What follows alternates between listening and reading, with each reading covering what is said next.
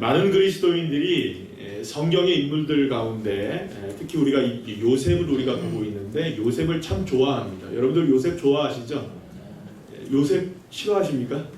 요셉과 관계가 별로 안 좋으신가 보죠. 웬만하면 많은 그리스도인들 중에 이렇게 물어보면 여쭤보면 누구 좋아하십니까? 얘기하면 이렇게 요셉 좋아합니다 하시는 분들이 많이 계십니다.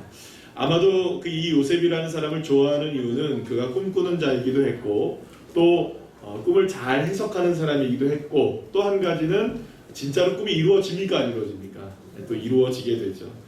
이렇듯 꿈과 관련이 깊은 이 요셉을 좋아하는 것은 어쩌면 우리의 삶에서도 나도 역시 마찬가지로 요셉과 같이 꿈 좀 꾸고 또 요셉처럼 꿈도 잘 해석할 수 있었으면 좋겠고 또 잘 분별했으면 좋겠고 또 나의 삶도 요셉처럼 좀 꿈이 이루어지면 얼마나 좋을까라는 그런 소망이 반영되어 있는 것이 아닌가라는 생각도 해보게 됩니다.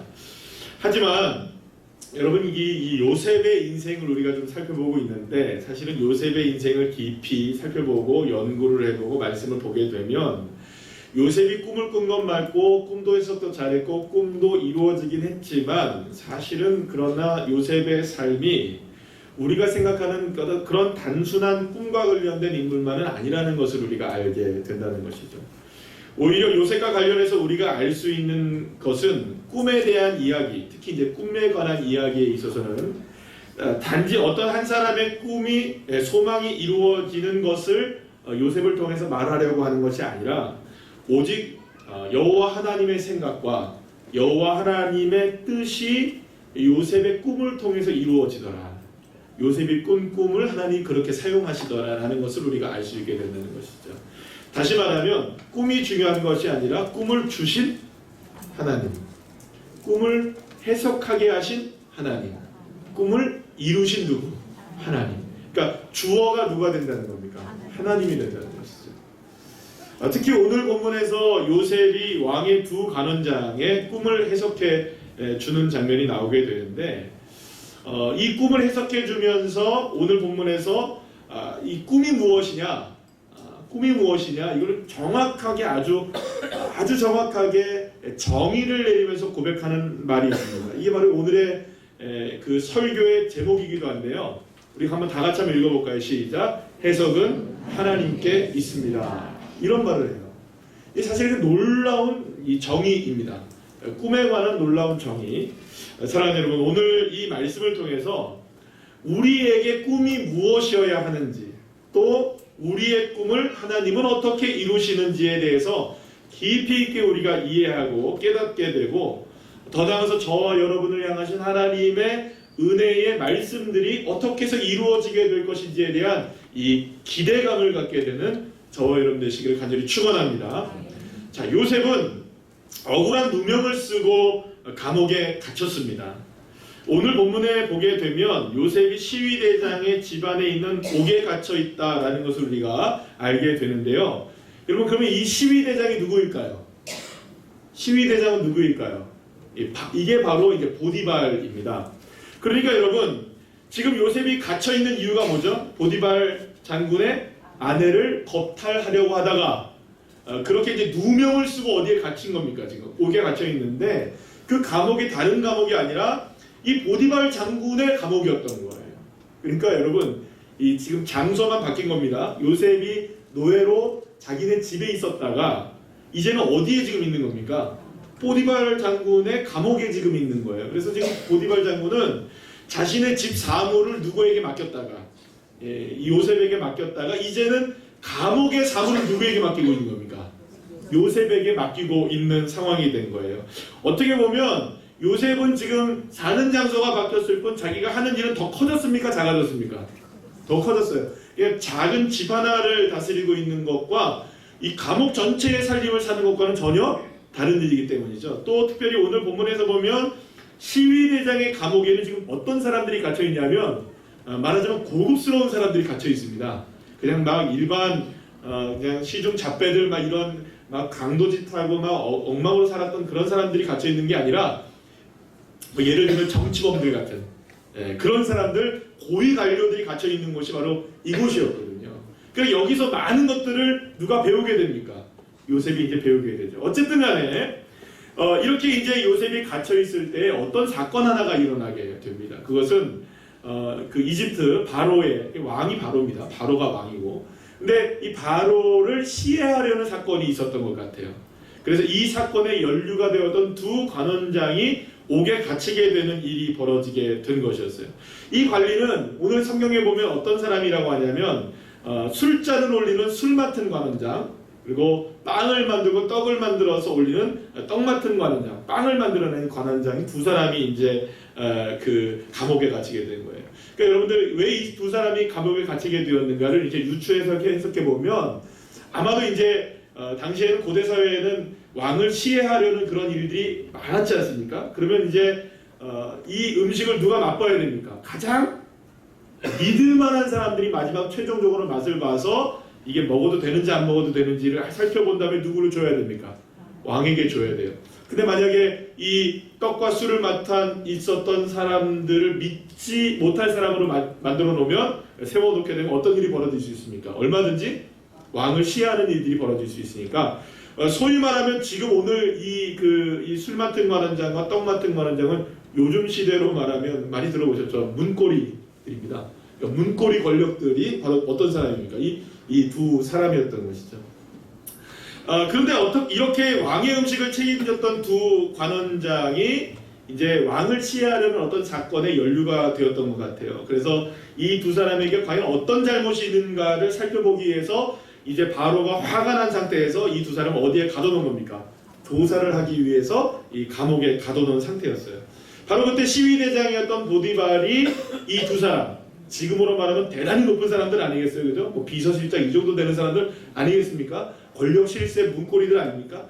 그러니까 이 시위대장이었던 보디발이 이 사람들이 아직까지 이제 그 죄가 정확하게 나오지 않았으니까 이 두 사람이 만약에 죄가 없다면 잘 해줘야 됩니까? 안 해줘야 됩니까? 보디발이 잘 해줘야 되잖아요. 그래서 가장 믿을 만한 사람 누굽니까? 요셉에게 이 두 사람을 부탁을 했던 거죠. 그래서 요셉아 직접 찾아갑니다. 요셉아 그 두 사람이 이렇게 들어왔는데 굉장히 높으신 양반들이다. 그러니까 좀 잘 좀 보살펴 다오. 이렇게 해서 특별한 부탁을 받고 요셉이 이 두 사람을 특별하게 이제 섬기게 되었던 것입니다. 그런데 이 두 사람이 이렇게 이제 그 감옥에서 지내고 있을 때에 그 두 사람이 동시에 하룻밤에 동시에 꿈을 꾸게 되었는데 서로 다른 꿈을 꾸게 되었던 거예요. 이 두 사람은 자신이 꾼 꿈이 자신의 미래와 관련된 예사롭지 않은 꿈이라는 것을 직감했습니다. 그런데 도대체 이 꿈이 어떤 내용인지에 대해서 알 수가 없었다는 거예요. 그래서 사실은 이 꿈이 어떤 꿈인지를 알아내야 되는데 그 해석하지 못해서 안절부절한 시간들을 이제 마음속으로 보내고 있었던 것이죠. 사실 여러분 지금이나 예나 지금이나 마찬가지로 꿈을 대하는 태도는 그렇게 크게 변한 것 같지는 않습니다. 지금도 어떤 꿈을 하나를 꾸게 되면 여러분들 그 꿈이 어떤 의미일까를 여러분들 생각하십니까? 안 하십니까? 아무것도 안 하십니까? 생각하시죠? 기분 좋은 꿈을 꾸면 기분 좋은 생각을 하게 되고, 또 기분 나쁜 꿈을 꾸면 어떤 생각을 해야 됩니까? 하루 종일 기분이 안 좋아요. 이게 도대체 무슨 꿈일까? 그렇게 생각할 때가 많아요. 사실은 고도로 이 과학이 발달된 오늘날의 시대에도 사실 이런 마음을 갖고 있는데, 하물며 여러분 고대 사회에서 특히 이제 이집트 사람들이었던 이 두 사람의 꾼 꿈이 도대체 어떤 의미를 갖고 있는지에 대한 꿈을 해석할 수 없었으니까 얼마나 여러분 답답한 시간들을 흘렀겠습니까? 무엇보다 여러분 당대의 고대 사회 사람들은 이 꿈이 따라합시다. 신의 계시 이렇게 느껴졌어요. 그러니까 신이 나에게 꿈을 통해 계시해준다. 그러니까 신의 신탁이라고 얘기도 하기도 하고요. 이렇게 이제 여겨졌던 거죠. 그렇게 이제 많은 사람들이 알고 있었던 고대 사회의 이 사회를 생각해 본다면, 특히 이 두 사람 감옥에 갇혀 있었고 왕의 어떤 시해 사건과 관련이 되어 있어서 앞으로 인생이 어떻게 펼쳐질 것인가에 대해서 대단히 불안해하고 있었던 이 두 사람에게는 이 특별한 꿈이 해석되는 것은 너무나 중요한 일이었던 거죠. 그런데 바로 그때 요셉이 아침에 두 간원장을 시중 들기 위해서 방을 찾았다가 얼굴에 근심빛이 가득한 것을 보게 되었어요. 도대체 어젯밤에 무슨 일이 이 두 분에게 있었길래 이렇게 얼굴빛이 어두워졌을까 생각하면서 물어봤어요. 도대체 이 나이들 왜 이렇게 어둠이 얼굴에 심하십니까? 도대체 어젯밤에 무슨 일이 있었습니까? 이렇게 했더니 이 두 간원장이 내가 어떤 꿈을 꿨는데 도대체 이 꿈이 뭔지를 몰라서 너무나 답답하다, 이런 얘기를 하게 됩니다. 도무지 답답해서 해결해 줄 사람이 없다, 해석해 줄 사람이 없다, 이렇게 얘기했던 것이죠. 자, 여기서 제가 이제 여러분들한테 이제 꿈에 관한 이야기를 좀 말씀을 드리려고 하는데요. 여기서 우리가 당대 고대 사회로부터 꿈에 대한 해석을 조금 우리가 살펴봐야 될 필요성이 있어요. 먼저 이제 고대 사회에서는요, 이 꿈과 관련해서 먼저 우리가 알아야 되는 게 이제 잠입니다. 따라합시다. 잠. 예, 잠이 있잖아요. 잠. 예, 잠을 자게 되는데 이 잠이 굉장히 그 고대 사회 사람들에게는 특별한 의미를 갖고 있었던 거예요. 이게 뭐냐면 여러분, 우리가 잠을 자면 무방비 상태가 되잖아요. 무의식 세계에 빠지게 되잖아요. 어버가도 압니까 모릅니까? 어버가도 모르시는 분, 어버가도 알만한 분. 저는 아예 어버가지도 않습니다. 네, 어버갈 생각을 안 합니다. 그분이 다치거든요. 저는 어버가지도 않는데, 그래서 저 같은 사람은 어버가도 모릅니다. 저 같은 사람은 어버가도 몰라요. 근데 어쨌든 깊이 잠을 든다는 것은 내가 무방비 상태가 되고 어떤 내 의식으로 무엇을 할 수 없는 상황이 된다는 걸 의미하지 않습니까? 그래서 고대 사회 사람들은 이런 생각들을 갖고 있었어요. 사람이 잠을 자는 그 시간은 이 세상을 떠났던 죽은 사람들이나 혹은 신들을 만나는 시간들이라고 생각했던 거예요. 여러분 잘 이해하셔야 됩니다. 잠을 자니까 내가 아무런 아무것도 안 하는 것이 아니라 그 잠이라는 시간 속에서 우리가 누구를 만난다. 죽어있던 죽은 사람들을 만난다. 혹은 뭘 만난다.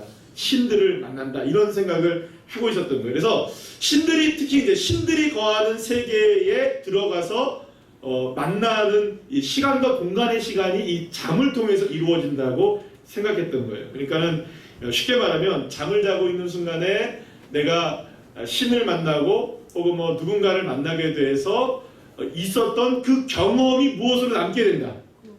그렇죠. 꿈으로 남게 된다고 생각했던 거예요. 그러니까 꿈을 꿨다라는 것은, 잠을 자면서 꿈을 꿨다는 것은 이 신을 만나서 우리에게 주신 계시이기 때문에 특별한 의미를 갖고 있다라고 생각했던 겁니다. 여러분, 그래서 여러분들 그 시편에서도 보면은 주님께서 우리에게 말씀하시는 말씀이 있죠. 하나님이 사랑하시는 자에게 뭘 주세요? 굉장히 중요한 말씀입니다. 그냥 여러분 단순하게 잠의 문제가 아닌 거예요. 저와 여러분이 잠을 잘 수 있다는 것을 성경은 뭐라고 얘기하는 거냐면, 그 잠을 자는 순간에도 주권이 누구에게 있다. 그냥 떠도는 영혼들 만나는 시간이 아니고, 그냥 잡신들 만나는 시간이 아니라, 그 잠에 들어있는 그 시간조차도 하나님의 사랑으로 우리를 인도하시는 시간이다. 믿으십니까? 여러분 믿으시길 바랍니다. 자, 어쨌든 그것까지 얘기하면 오늘 너무 길기 때문에 그런 의미에서 고대 사람들은 꿈이라는 것이 신으로부터 오는 선물로 생각하고, 어떤 사람이 만약에 특별한 꿈을 꾸게 되면 이건 분명히 신이 나에게 특별한 의미를 부여한 것이라고 생각을 했던 것이죠. 그래서 이 꿈을 해석하는 데 있어서는 사사로이 해석할 수가 없다라고 생각했던 겁니다. 그러면 꿈을 해석하는 사람에게 이걸 맡겼어야 되는 거예요. 왜요? 누구를 잘 아는 사람이 꿈을 해석해야 되는 겁니까? 신을 잘 아는 사람이 꿈을 해석해야 이 꿈이 어떤 의미인지를 알까요, 모를까요? 아는 거예요. 그래서 꿈은 아무나 해석할 수 없었어요. 그래서 당시의 고대 사회에는 꿈을 해석하는 이 해몽이, 따라합시다. 해몽. 해몽이 일종의 신의 세계에 대한 전문적인 지식을 갖고 있지 않고는 접근할 수 없는 매우 복잡하고 정교한 일종의 과학으로 여겨지기도 했던 것입니다. 그래서 꿈은 아무나 해석할 수가 없는 것이죠. 특별하게 전문가를 통해서만 꿈이 해석이 되어야 됐고, 그 꿈을 통해 신의 계시를 알게 된다고 생각했던 것이죠. 그런데요, 여러분, 이런 생각을 갖고 있었던 사람들이었던 이 관원장 두 사람이 감옥에 갇혀 있으니 꿈을 해석할 수 있는 사람을 만날 수 있습니까? 못 만납니까? 못 만나는 거예요. 그러니까 답답한 거예요. 자기들이 이렇게 바깥에서 지금 권력을 갖고 있는 사람이면 얼마든지 사람을 데려다가 뭘 해석하라고 하겠어요. 자신의 꿈을 해석해보라고 얘기를 하겠는데 딱 갇혀 있으니까 해석할 수 있는 사람을 불러들일 수가 없으니까 답답했던 거예요. 그래서 사실은 특별한 전문가를 원하고 있을 때에 조언을 받을 수 없는 바로 그때에 누가 나타나게 된 겁니까? 오늘 요셉이 그들 앞에 나타나게 된 것이죠. 사실 여러분 현실적으로 한번 우리가 돌아와 보죠. 간혹 가다가 저에게도요, 간혹 가다가 우리 성도님들 중에서도 저에게 꿈꾼 이야기를 하신 분이 계십니다. 그러면서 저한테 굉장히 어렵게 얘기를 하세요. 목사님, 제가 목사님께서 좀 상담할 일이 있는데 좀 대단한 거 상담한 줄 알았는데 꿈을 꿨거든요. 이러세요. 이런 꿈을 꿨거든요. 목사님, 이런 꿈이 어떤 꿈일까요? 그러면 제가 부채를 하나 들어야 됩니다. 그죠? 동쪽으로 가라 서쪽으로 해야 되는데 사실은 이게 부채 도사도 아니고 그 꿈을 어떻게 제가 잘 맞출 수 있겠습니까? 사실은 굉장히 어려운 이야기를 해주시는 거예요.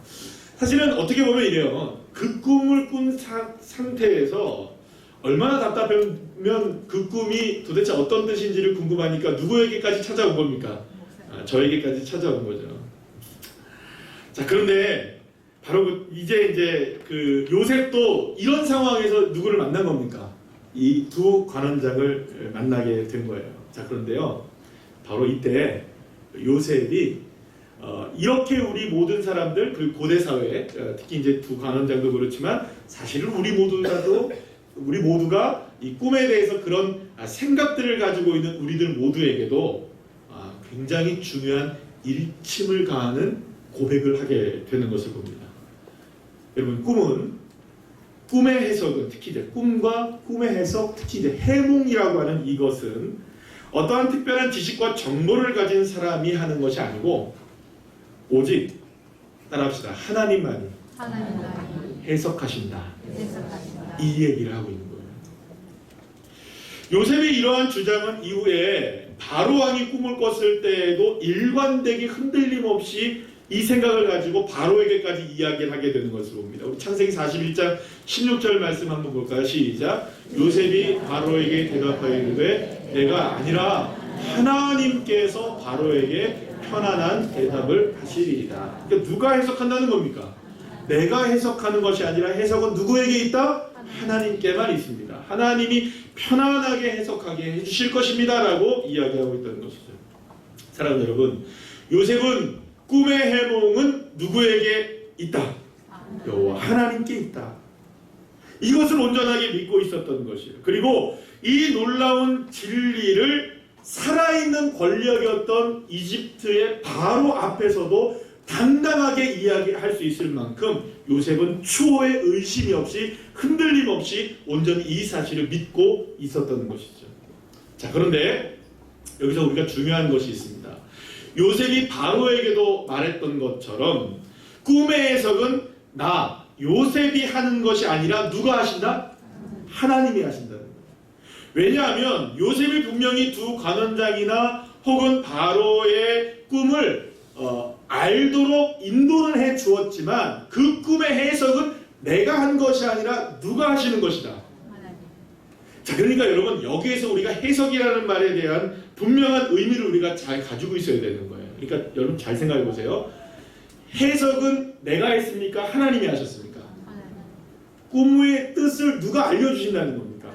하나님이. 내가 해석자가 아니라는 겁니다. 그런데 요셉이 해석했습니까? 안 했습니까? 요셉이 말했습니까? 안 했습니까?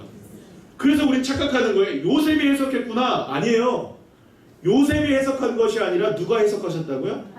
그래서 여기서 해석에 대한 문제를 조금 이따 제가 좀 말씀을 드리도록 하시죠. 자, 그런 의미에서 우리가 오늘 이 시간에 분명하게 점검하고 확실하게 짚고 넘어가야 하는 것이 있는데요. 이 꿈과 이런 환상과 같은 영적인 체험들이 과연 우리에게 어떤 의미를 갖고 있느냐. 여러분 궁금하시죠? 500원 안 받을게요. 궁금하십니까? 안 궁금하십니까? 궁금하죠. 예, 성가대만 보고 제가 설교를 해야 되겠습니다. 사실은요, 과연 이런 영적인 체험들, 특히 이제 꿈이나 환상 같은 경우들을 통해서 우리가 경험하게 되는 일들을 어떻게 이것을 우리가 정의 내리고 있느냐에 따라서 저는 생각합니다. 신앙의 질이 굉장히 달라집니다. 여러분들 믿음의 질이 높아지시기를 축원합니다. 좋은 믿음이 되시기를 간절히 축복합니다. 자, 그렇다면 여러분 어떠십니까? 여러분 꿈과 환상 등이 지금도, 제가 질문하는 겁니다. 지금도 여러분 꿈과 환상을 통해서 하나님은 우리에게 하나님의 뜻을 전달하시고 우리에게 계시하고 계시다고 생각하십니까? 아니면 아니라고 생각하십니까?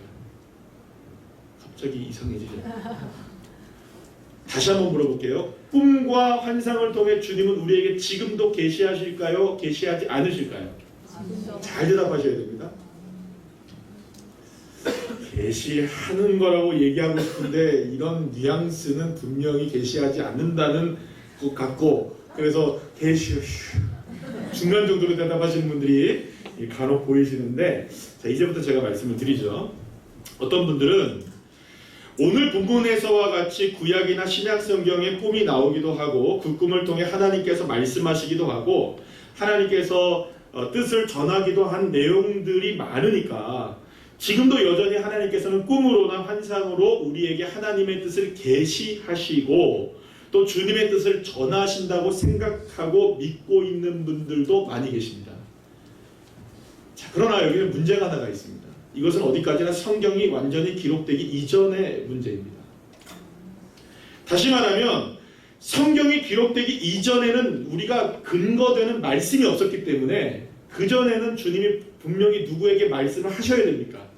어떤 사람에게 말씀을 하시고 나타나시고 꿈이든지 환상이든지 음성이든지 천사를 보내셨든지 하나님의 뜻을 분명하게 직접적인 계시를 하셨어야 되나, 이제는 기록된 하나님의 영감된 말씀이 우리에게 주어져 있는 한 더 이상의 계시는 우리에게 필요하지 않다는 것이죠. 사실은 어떻게 보면 아브라함에게도 그랬고 야곱에게도 그랬고 요셉, 오늘의 본문에서도 보면 요셉에도 그랬고요. 수많은 사람들이 꿈속에서 하나님을 만나고 환상을 통해서도 하나님의 뜻을 전달받고, 신약시대에도 여러분 보면 베드로도 여러분도 꿈을 꾸죠? 사도 바울도 환상을 통해서 주님을 만나지 않았습니까? 자, 그러니까 이게 주님의 말씀을 전달받기도 했기 때문에 우리에게도 여전히 꿈을 꾸게 되면 이 꿈도 나에게 주님이 계시하시는 것이야 라고 생각할 수 있고, 이 꿈을 통해 나에게 어떠한 하나님의 말씀을 내게 전달해 주는 것이야 라고 생각할 수도 있을 것입니다. 그러나 말씀드린 대로요, 지금 우리에게는 66권의 성경이 있습니다. 성경이 우리의 손에 들려진 이후로 오직 하나님의 계시는 성경으로만 우리에게 전달됨을 여러분 믿으셔야 합니다. 이게 개혁주의 신학입니다. 사실 꿈에 대해서 많은 분들이 관심을 갖고 계시는데 여러분들은 어떤 꿈을 꾸면 여러분들 좋은 꿈이라고 여러분 생각하십니까? 뭐 예를 들면 여러분들 돼지꿈 좋다고 하죠? 뭐 세상 사람들 얘기입니다. 여러분들도 뭐 돼지꿈 꾸면 좋다고 생각하시는 제가 잘 모르겠지만, 돼지꿈 예를 들어 한번 생각해 볼게요. 예를 들어서 뭐 세상 사람들이 다 그냥 뭐 용꿈을 꿨다, 뭐 돼지꿈을 꿨다. 그러면 여러분, 자, 여기 주목해 보세요. 이게 중요한 얘기이기 때문에 여러분 주목하십시오. 돼지꿈을 꿨다, 뭐 예를 들어서 용꿈을 꿨다 하면은 길조라고 생각하잖아요, 그죠? 그래서 이제 그렇게 한번 생각해 볼게요. 그래서 만약에 돼지꿈을 꿨다, 용꿈을 꿨다 하는 사람이 너나 할 것 없이 다 로또 복권을 샀다고 쳐볼게요. 그런데 진짜 됐네요. 그러면 앞으로 여러분 용꿈, 돼지꿈을 꾸기만 하면 뭐가 되는 겁니까? 로또 당첨이 되는 거예요. 그러면 여러분 길을 쓰고 우리는 뭘 꿔야 됩니까?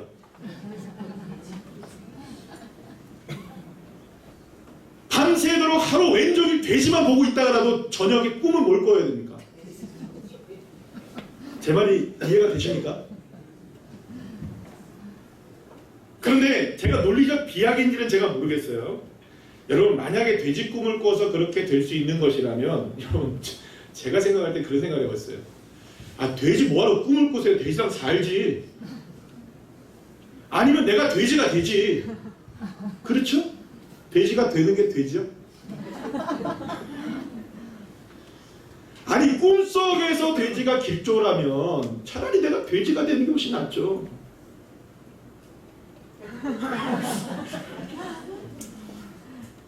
사랑하는 여러분, 제가 말씀드리는 것은 이런 겁니다. 어떤 꿈이 좋은 꿈이고 어떤 꿈이 나쁜 꿈이고 이 꿈은 이런 뜻이고 저 꿈은 저런 뜻이다 하는 생각들을 우리가 나름대로 갖고 있습니다. 제가 일전에 한번 말씀드렸죠. 제가 여러분들 아마도 그런 꿈이 이런 꿈은 이런 뜻일 거야 라는 생각들을 여러분들 다 어렸을 때부터 들어보셨나요? 안 들어보셨나요? 들어봤어요. 한 번도 안 들어보셨습니까? 예를 들어서 뭐 이런 겁니다. 이빨이 몽창 빠지면 누군가가 죽는다. 들어보셨습니까? 안 들어보셨습니까? 들어봤어요. 세상에 제가 그 꿈을 꿨다는 거 아닙니까? 그리고 하루 종일 누군가가 죽을까봐 아니 목사가 아니 한참 전에 옛날에 목사가 된 이후에 제가 꿀꿨거든요. 근데도 그게 마음에 막 와닿는 거예요. 은혜가 된 거예요. 누가 죽을까봐 걱정이 얼마나 되는지. 근데 개미새끼도 안 죽더라고요. 이제 제 앞에서는. 자, 어쨌든 제가 말씀드리는 거는요, 이 꿈이 어떤 꿈이고 이 꿈이 저런 꿈이고 이 꿈이 이렇다는 것은 도대체 누가 만들어낸 거죠? 여러분들 들었던 그 내용들은 도대체 누가 만든 겁니까? 누가 그렇게 규정 지은 거죠? 도대체 언제부터 우리가 그런 생각을 하고 살아갔던 거죠? 그렇다면 어떤 꿈이 하나님의 이러한 뜻이라고 생각하게 되는 것은 도대체 여러분 어디서 근거를 두고 계시는 걸까요? 아니 어디에서 근거를 해야 하는 것일까요? 아니 내가 이 꿈을 꿨으니까 이 꿈이 하나님께서 내게 이런 뜻일 거야 라는 그 누구에게 지금 확인받아야 됩니까? 하나님께 확인받아야 되잖아요. 그런데 대부분 그런 꿈들을 확인받으실 때에는 유명한 목사님께 받으시더라고요. 유명한 선교사님들께 받으시더라고요. 또 유명한 권사님들도 계세요. 또 유명한 집사님, 용 이런 분들한테 받았어요. 그러면 여러분 그분들에게 그런 의미로 전달받는 것은 정당합니까? 여러분 지혜롭게 생각하시고 여러분들 분명하게 여러분들 생각하셔야 됩니다. 여러분 논리적으로 생각하셔야 돼요. 여러분들 결코 기독교는 비논리가 아닙니다. 여러분들 우리 교회만큼 기독교만큼 논리가 확실한 종교가 없어요. 여러분 제가 어저께 지난 며칠 전에 서점 가서 책을 사왔는데 그 책을 사와서 이제 제가 어제 밤에 잠깐 화장실에 들어가서 잠깐 읽었어요. 지금 내용이 어려운데요. 앞에 부분에 그러니까 신조, 그러니까 신앙의 고백에 대한 책이었는데 앞에 좀 읽다가 대단히 깊은 내용인데 정말 논리적으로 하나님을 믿는 것이 얼마나 가당한 일인지, 정말 무신론자가 얼마나 이게 비과학적인지에 대한 부분을 정확하게 설명하고 있더라고요. 아니 놀랐어요. 그래서 지금 그 책을 찬찬히 지금 읽기 시작해요. 어제도 제가 그 설교 중에서도 계속 그 책이 떠나지 않아가지고 좀 읽었어요. 자, 어쨌든 여러분들 따라합시다. 기독교는 논리적이다. 절대 비논리가 아닙니다, 여러분. 무슨 뭐 뜬구름 잡는 이런 거 아닙니다. 자, 여러분 한번 생각해 보세요. 아니면 여러분들이 꾼 꿈이 나 스스로 그런 꿈을 이렇게 해석하는 게 좋다고 여러분들 만약에 생각한다면, 그래서 그것을 이런 하나님의 뜻으로 받아들이기로 했다면 과연 그렇게 결정한 나의 생각의 정당성은 어디서 입증되어야 합니까? 여러분 생각입니까? 여러분 경험입니까? 자, 그러면 이제 우리가 이렇게 지금 제가 얘기해 드렸으니까 꿈에 대해서 하나님이 어떤 정의를 내리고 계시는지에 대한 부분을 우리가 분명히 봐야겠죠, 그죠? 성경적 근거가 있어야 될 거 아닙니까? 신명기 13장 1절에서 5절 좀 길지만 우리 다 같이 함께 읽어보겠습니다. 신명기 13장 1절에서 5절까지의 말씀입니다. 시작. 너희 중에 선지자나 꿈꾸는 자가 일어나서 이적과 기사를 내게 보이고 그가 내게 말한 그 이적과 기사가 이루어지고 너희가 알지 못하던 다른 신들을 우리가 따라 섬기자고 말할지라도 너는 그 선지자나 꿈꾸는 자의 말을 청종하지 말라. 이는 너희 하나님 여호와께서 너희가 마음을 다하고 뜻을 다하여 너희 하나님 여호와를 사랑하는 여부를 알려 하사 너희를 시험하심이니라. 너희는 너희의 하나님 여호와를 따르며 그를 경외하며 그의 명령을 지키며 그의 목소리를 청종하며 그를 섬기며 그를 의지하며 그런 선지자나 꿈꾸는 자를 죽이라. 이는 그가 너희에게 너희를 애굽 땅에서 인도하여 내시며 종되었던 집에서 속량하신 너희의 하나님 여호와를 배반하게 하려 하며 너희의 하나님 여호와께서 내게 행하라 명령하신 도에서 너를 꿰어내려고 말하였음이니라. 너는 이같이 하여 너희 중에서 악을 제하였지니라. 아멘. 제가 긴 말씀 드리지 않겠습니다. 하나님께서 가나안 땅에 들어가야 할 이스라엘 백성들이 가나안 사람들이 가지고 있었던 특별한 꿈에 대한 문화, 이적과 기적에 대한 생각을 따르지 말라라고 분명하게 명령하셨습니다. 왜냐하면 이 꿈과 기적과 이적은 결코 이스라엘 백성들이 따라야 할 것이 아니라 오히려 너희들을 꿰어서 하나님의 사랑에서 멀어지게 하는 것이고 그것이 악이 될 것이라고 분명히 알고 계셨기 때문입니다. 그렇다면 왜 여러분 하나님은 이렇게 그들을 따르지 말라고 얘기했을까요? 그러면 이스라엘 백성들이 따라야 할 것은 꿈이 아닌 것이죠. 그러면 도대체 무엇을 따르라고 주님이 말씀하셨을까요? 신명기 같은 13장의 마지막 18절 말씀을 우리 다 같이 한번 읽어볼까요? 시작. 내가 만일 내 하나님 여호와의 말씀을 듣고 오늘 내가 내게 명하는 그 모든 명령을 지켜 내 하나님 여호와의 목전에서 정직하게 행하면 이같이 되리라. 아멘. 사랑하는 여러분, 따라합시다. 꿈보다 말씀.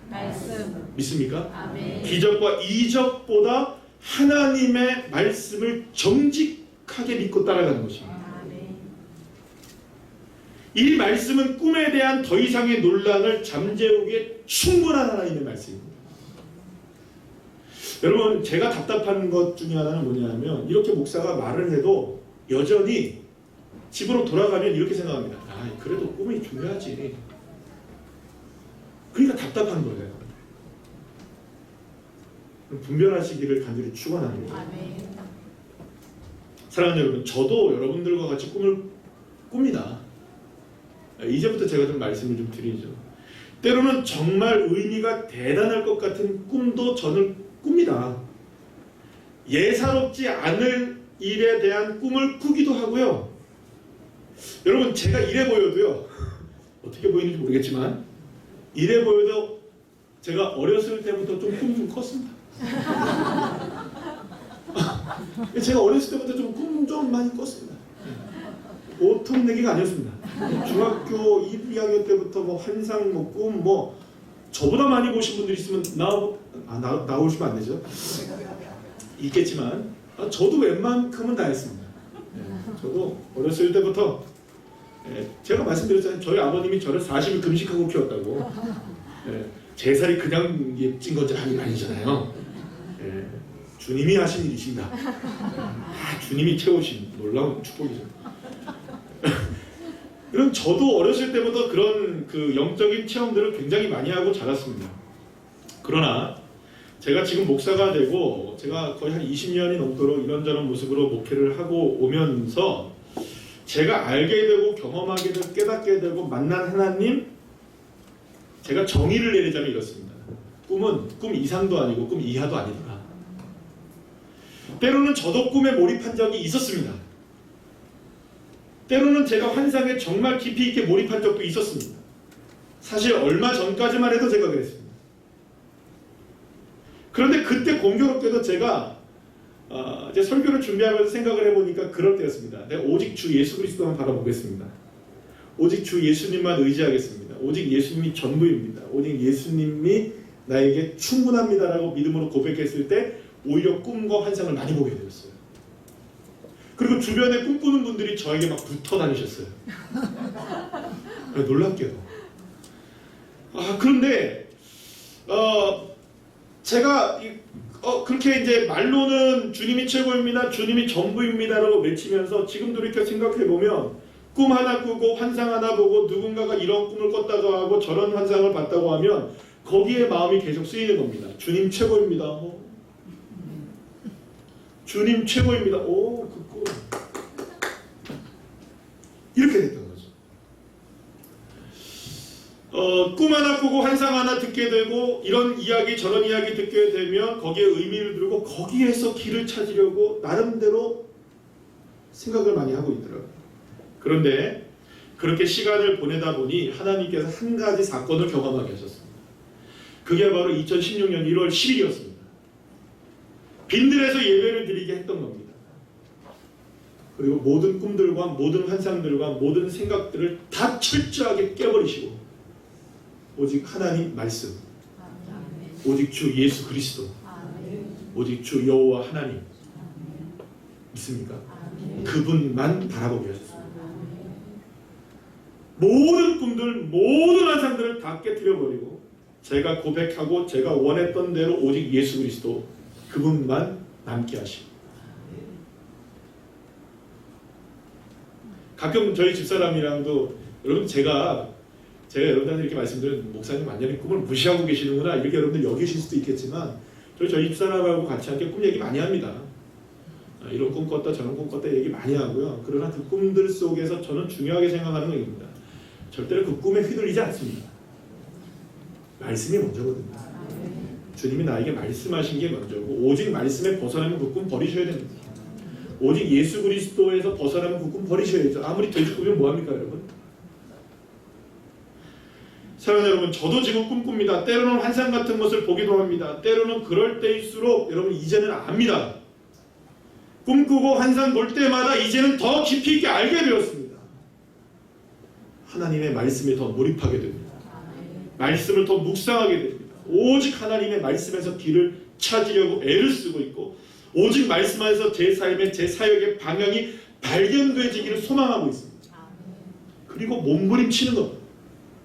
왜냐하면 사랑하는 여러분, 제 삶의 길을 정하시고 제 길을 걸어가게 하시는 여호와 하나님이십니다. 하나님만이 나의 길이 되십니다.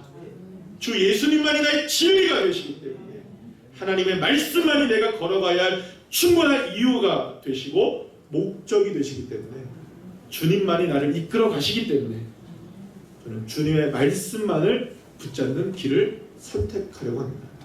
사랑하는 여러분, 꿈을 꾸십니까? 여러분 무엇인가를 보셨습니까? 그렇다면 그 꿈을 해석하시고 그 꿈의 진정한 의미를 오직 하나님의 말씀 속에서 발견하시기를 간절히 축원합니다. 그런 의미에서 요셉은 꿈의 해석이 오직 하나님께 있다는 사실을 완전하게 믿고 있었던 것입니다. 그런데 사실 요셉의 이 고백은 단지 말씀드린 대로 이 꿈을 하나님이 해석해 주신다라는 걸 의미하는 게 아니에요, 여러분. 여러분, 이 절대 오해입니다. 만약에 여러분 그러면 이제 내가 꿈을 꿨잖아요. 이 말씀 듣고 이렇게 되면 안 되는 겁니다. 먼저 제가 말씀드릴게요. 내가 오늘 이런 꿈을 꿨는데 하나님 앞에 요셉이 그랬던 것처럼 하나님 그 꿈을 해석해 주세요. 이렇게 기도하면 주님이 나에게 그 꿈을 해석해 주시겠지? 이 이야기 하는 게 아닙니다, 여러분. 만약에 이렇게 오늘 말씀을 듣게 되면 여러분 말씀을 다시 들어주셔야 돼요. 유튜브 가서 다시 들으시고 또 홈페이지에 가서 다시 한번 들어보세요. 제가 처음부터 어떻게 말씀을 했는지. 자, 여기서 이제 해석이라는 단어가 갖고 있는 뜻을 우리가 함께 알아봐야 됩니다. 따라합시다. 해석. 이 해석이라는 말이 히브리어가 파타르라는 말인데요. 따라합시다. 파타르.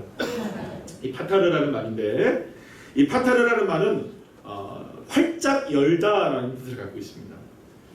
그런 의미에서 해석은 단지 어떤 설명을 하는 정도가 아니라 어떤 일에 관련된 전반적인 모든 일들을 활짝 열어내는 일을 해석이라고 말하는 겁니다. 그러니까 어떤 근본적인 문제에 풀어갈 능력이라는 것을 의미한다는 거예요. 따라합시다. 풀 수 있는 능력. 그러니까 꿈을 해석한다 했을 때 그냥 해석은 꿈을 이제 그 어떤 내용이냐 이렇게 해석하는 능력을 얘기하는 게 아니라 어떤 문제를 풀어내는 능력을 얘기하는 겁니다. 그러니까 해석이라는 진정한 의미는 꿈의 의미가 무엇인가를 알려주는 것을 말하는 것이 아니라 오히려 꿈을 비롯한 모든 것, 모든 삶의 상황과 형편 등 우리가 겪고 있는 인생 전체의 문제를 풀어내는 능력을 얘기하는 겁니다. 그것을 활짝 여는 것을 얘기한다는 것이죠. 자, 그런 의미에서 해석은 누구만 하실 수 있는 겁니까? 하나님만 하실 수 있다는 거예요. 생각해 보세요, 여러분. 왜냐하면 저와 여러분의 인생을 푸실 수 있는 능력은 누구에게 있습니까? 아멘. 다시 한번 묻겠습니다. 여러분들의 인생을 활짝 여실 수 있는 능력은 누구에게만 있습니까? 하나님. 여러분들의 인생의 문제들을 풀어나가실 수 있는 능력은 누구에게만 있습니까? 하나님께만 있어요. 사랑하는 여러분, 저와 여러분의 인생을 푸실 수 있는 여호와 하나님이심을 믿으시길 바랍니다. 자, 그렇기 때문에 단지 해석의 문제는 꿈에 관한 이야기만이 아닌 겁니다. 오히려 여러분 생각해 보세요. 여러분 잘 생각해 보세요. 꿈 아무것도 아니에요, 여러분. 사실 여러분, 꿈이 중요합니까? 여러분들의 생활이 중요합니까? 현실적인 삶이 중요합니까? 꿈이 중요합니까? 생각해 보세요. 여러분, 여러분들의 꿈이 잘 해석되는 것이 여러분들의 소망입니까? 여러분들의 인생이 잘 해석되는 것이 소망입니까? 꿈 중요하죠. 그러나 꿈이 우리가 살아가는 인생보다 중요하지 않아요, 여러분. 꿈보다 인생입니다, 여러분. 꿈보다 현실이죠. 그렇지 않습니까? 여러분, 제 아무리 꿈이 잘 해석되면 무엇합니까? 현실이 엉망이면. 현실이 안 되는데 꿈만 좋은 거 꾸면 뭐합니까, 여러분? 그런 의미에서 우리에게 필요한 것은 꿈의 해석자이신 여호와 하나님이 아니라 우리의 인생의 해석자이신 여호와 하나님. 그분을 온전히 믿고 따르는 것을 우리가 바라봐야 한다는 것이죠. 사랑하는 여러분, 우리의 인생의 해석자가 되실 수 있는 분은 진리이신 예수님밖에 없습니다. 요셉은 여러분 이걸 알았던 것입니다. 요셉은 자신의 인생을 해석할 수 있는 분이 여호와 하나님 한 분밖에 없다는 것을 알고 있었던 것이에요. 그래서 어떤 상황에서도 여러분 좌절하거나 염려하거나 실망하지 않았던 것입니다. 여러분, 오늘 본문에서도 두 사람의 꿈을 해석해 준 이후에 술 맡은 간호장에게 여러분 13절 말씀 보면 이렇게 얘기합니다. 여러분 잘 되시거든. 우리 날이 잘 되시거든. 나를 생각해 주시고 내게 은혜를 베풀어 주셔서 내 사정이 억울한 이 사정이 좀 바로에게 좀 잘 알려줘서 이 집 이 감옥에서는 나 좀 내보내 주세요라고 부탁까지 합니다. 여러분, 그런데 그 부탁이 이루어집니까? 안 이루어집니까? 안 이루어져요. 잊어버리게 돼요. 그리고 2년이나 시간이 흘러요. 여러분, 자, 여기서 문제. 요셉은 실망했을까요? 안 했을까요? 좌절했을까요? 안 했을까요? 믿을 사람 하나도 없다며 자신의 신세를 자책하며 감옥에서 우울한 하루를 살았을까요? 아닙니다. 저는 전혀 그렇지 않았다고 생각합니다. 요셉은 이후에도 이전과 같이 아마도 감옥에서 최선을 다하는 삶을 살았을 것입니다. 비록 술 맡은 간원장이 자기를 기억하지 못해도 그 기억하지 못함도 언젠가는 하나님의 뜻으로 이루어질 날이 오리라, 이 믿음을 가지고 있었던 것이죠. 왜냐하면 요셉 나의 인생은, 요셉 자신의 인생을 해석하시는 분은 누구시다? 하나님이시다. 내 인생의 해석자는 여호와 하나님이시다. 그렇다면 여러분 생각해 보세요. 요셉은 이 사건 이전부터 오늘의 이 사건에 이르기까지 여러분 현실 속에서 성공했었나요? 아니면 일하는 것마다 실패했나요? 여러분 잘 생각해 보세요. 요셉이 지금 성공하고 있습니까? 계속 실패하고 있습니까? 다 실패했습니다. 여러분. 다 엉망이 되고 있었습니다. 꿈도 깨지고 채색옷도 버려지고 누명도 쓰게 되고 은혜도 헌신자처럼 버려지게 되는 일들 다 당하고 실패하고 엉망이 되고 있었습니다. 여전히 요셉은 감옥에 갇혀 있었습니다. 조금의 자유도 누리지 못하고 있었습니다. 여전히 노예였습니다. 그러나 우리는 여러분 알고 있습니다. 그 누구도 요셉이 지금 실패와 절망의 길을 걸어가고 있는 상황이 아니라는 것 여러분 아십니까? 모르십니까? 왜냐하면 요셉의 실패가 하나님의 실패가 아니기 때문이죠. 요셉의 좌절이 하나님의 좌절은 아닙니다. 여러분 믿으시길 바랍니다. 왜냐하면 요셉의 인생을 해석하시는 분은 누구십니까? 하나님. 요셉의 인생을 풀어가시는 분은 누구십니까? 하나님. 그래서 여러분 억울해도요, 갇혀 있어도 버려져도 하나님은 여전히 요셉의 인생을 해석하고 계시는 겁니다. 아멘. 하나님의 뜻을 이루어가고 계시는 것입니다. 하나님은 요셉의 인생을 풀어가고 계시는 것입니다. 사랑하는 여러분, 하나님만이 저와 여러분의 인생을 풀어가시는 해석자이심을 믿으시길 바랍니다. 사랑하는 여러분, 그렇기 때문에 이것은 단지 꿈에 관한 문제가 아닙니다. 무슨 꿈을 꾸고 사느냐의 문제가 아닙니다. 오히려 우리의 인생이 걸린 일인 것이죠. 그렇기 때문에 우리에게 확실한 믿음 한 가지가 필요한 거예요. 나의 삶의 해석자는 오직 하나님 한 분뿐이다. 이런저런 세상의 것들로 내 삶이 해석되어지고 이런저런 사람들의 말로 내 삶이 해석되어져는 안 되는 겁니다, 여러분. 이런저런 상황 때문에 내 삶이 해석되어져는 안 되는 겁니다. 오직 하나님의 말씀으로만 해석되셔야 됩니다. 사랑하는 여러분, 이것이 우리에게 놀라운 은혜가 되는 거예요. 저는 이 말씀을 준비하면서 내가 얼마나 은혜를 받고 있는 사람이라는 걸 알게 됩니다. 여러분, 상황과 형편으로 보자면 저보다 훌륭한 사람이 얼마나 많습니까? 여러분들 생각해 보시죠. 여러분들보다 잘 나가는 사람 많습니까? 적습니까? 수두룩 빽빽합니다. 명함도 못 맺습니다. 우리는.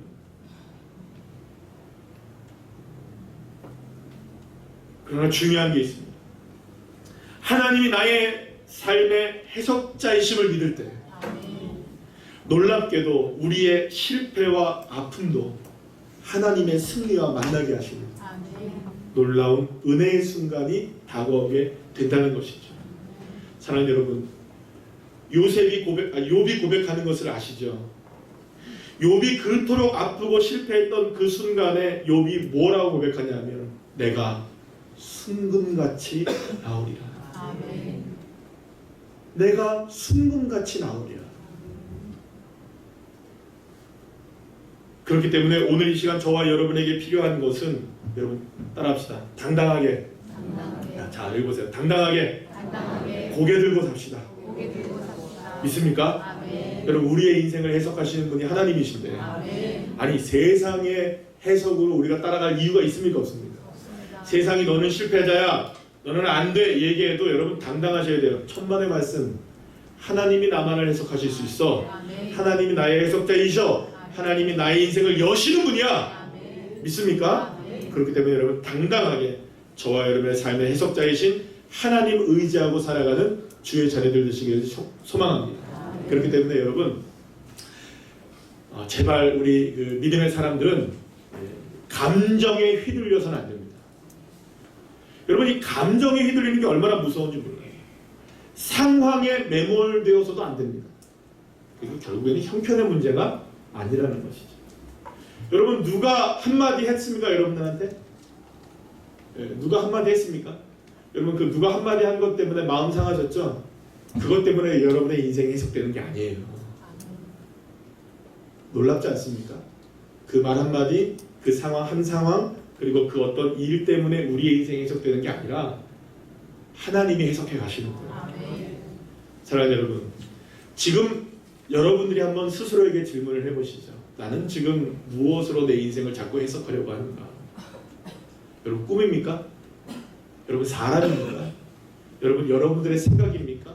아니면 여러분들의 경험입니까? 아니면 오직 여호와 하나님이십니까?